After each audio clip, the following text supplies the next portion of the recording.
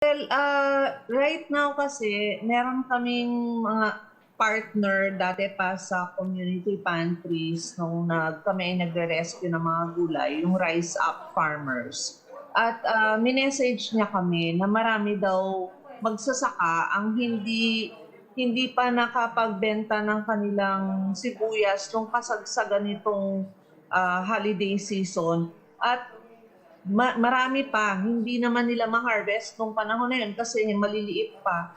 So nagpatulong sa amin kung pwedeng mahanapan ng mga buyers dahil for sure ibabagsak na yung presyo at may ipit na naman yung ating mga magsasaka.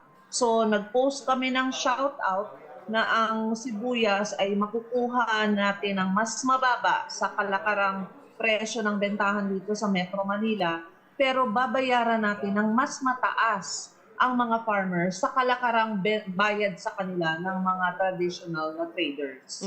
So sa madaling sabi, itong deal na ginawa ninyo, panalo dito yung mga farmers natin at syempre yung mga consumers at the same time. Oo, panalo talaga at pinaglalapit natin yung relasyon ng farmers sa mga consumers. Hindi ko kung ang mga tao ay naghahanap ng super bagsak na presyo, siguro hindi kami yon. Kasi kami yung magbibigay ng tamang presyo at may dignidad na transaksyon sa mga farmers. So kumbaga Oo. ito yung makatotohanang scale, no?